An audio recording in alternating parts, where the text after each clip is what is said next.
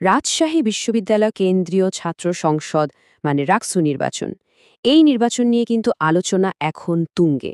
তো এই নির্বাচনের ফলাফলটা আসলে কি বলছে? চলুন এই বিশ্লেষণে একটু গভীরে যাই আর প্রত্যেকটা গুরুত্বপূর্ণ পদের লড়াইয়ের খুঁটিনাটি জেনে নেই। এবারের নির্বাচনের একেবারে কেন্দ্রবিন্দুতে ছিল সহকারী সাধারণ সম্পাদক বা এজিএস পদের ফলাফলটা। আর তার চেয়েও বেশি আলোচনায় ছিলেন একজন প্রার্থী জাহিন বিশ্বাস এশা। তো সবার মনে একটাই প্রশ্ন ঘুরপাক খাচ্ছিল, শিবির প্রার্থীর সাথে তার ভোটের ব্যবধানটা শেষ পর্যন্ত কত দাঁড়ালো। আসলে এজিএস পদের এই লড়াইটা শুরু থেকেই ছিল সবার মনোযোগের কেন্দ্রে। চলুন দেখে নেওয়া যাক প্রধান দুই প্রতিদ্বন্দ্বীর ভোটের লড়াইয়ের ছবিটা ঠিক কেমন ছিল। ফলাফল বলছে ছাত্রদল সমর্থিত প্রার্থী জাহিন বিশ্বাস এশা পেয়েছেন ৫,৯৫১ ভোট, আর তাকে হারিয়ে বিজয়ী হয়েছেন ছাত্র শিবির সমর্থিত প্যানেলের এম সালমান সাব্বির, যার প্রাপ্ত ভোট হচ্ছে ৬,৯৭১। ভোটের এই সংখ্যাই কিন্তু বলে দিচ্ছে যে প্রতিদ্বন্দ্বিতাটা কতটা তীব্র ছিল। তাহলে ব্যবধানটা কত? ১,০২০ ভোট।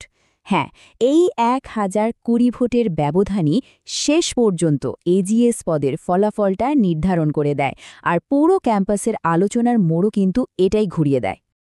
আচ্ছা, এজিএস পদের এই হাড্ডাহাড্ডি লড়াই তো গেল, এর পাশাপাশি বিশ্ববিদ্যালয়ের শীর্ষ দুটো পদ ভিপি এবং জিএস এর ফলাফলও কিন্তু অত্যন্ত গুরুত্বপূর্ণ ছিল। চলুন দেখি সেই পদগুলোতে কারা নেতৃত্বে এলেন।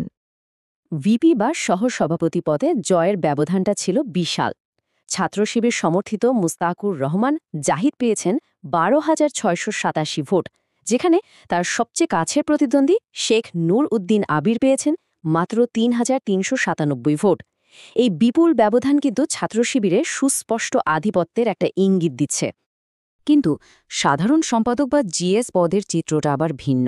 এখানে আধিপত্যবিরোধী ঐক্য প্যানেলের সালাউদ্দিন আম্মার ১১,৪৫৭ ভোট পেয়ে বেশ বড় ব্যবধানেই জিতেছেন। তিনি ছাত্র শিবিরের প্রার্থীকে প্রায় দ্বিগুণ ভোটে পরাজিত করেছেন, যা ক্যাম্পাসে একটা ভিন্ন রাজনৈতিক শক্তির উত্থানের জানান দিচ্ছে।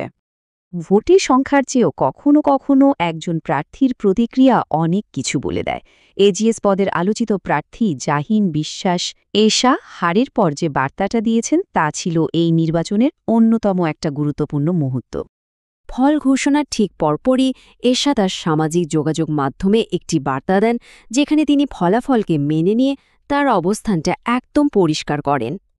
তার ফেসবুক পোস্টে তিনি লিখেছেন, শিক্ষার্থীদের রায় চূড়ান্ত। ভোটারদের প্রতি কৃতজ্ঞতা জানিয়ে তিনি পাশে থাকার প্রতিশ্রুতিও দেন। তবে সবচেয়ে গুরুত্বপূর্ণ হল তিনি নবনির্বাচিত সকল রাকসু প্রতিনিধিদের অভিনন্দন জানিয়েছেন, যা নিঃসন্দেহে একটা পরিণত রাজনৈতিক সংস্কৃতির পরিচয় বহন করে। তাহলে সব মিলিয়ে রাকসু নির্বাচনের চূড়ান্ত ফলাফলটা কি দাঁড়ালো? চলুন এক নজরে দেখে নিই নতুন নেতৃত্বকে। এই হল রাকসুর নতুন নেতৃত্ব। ভিপি এবং এজিএস পদে যেখানে ছাত্র শিবির সমর্থিত প্রার্থীরা জয়ী হয়েছেন, সেখানে জিএস পদে জয় পেয়েছে আধিপত্য বিরোধী ঐক্য প্যানেল। এই মিশ্র ফলাফলই কিন্তু ছাত্র রাজনীতির নতুন কোনো সমীকরণের দিকে ইঙ্গিত দিচ্ছে। এই পুরো বিশ্লেষণ শেষে প্রশ্ন কিন্তু একটাই, রাজশাহী বিশ্ববিদ্যালয়ের এই মিশ্র ফলাফল কি ছাত্র রাজনীতির ভবিষ্যতের জন্য নতুন কোনো দিক নির্দেশ করছে,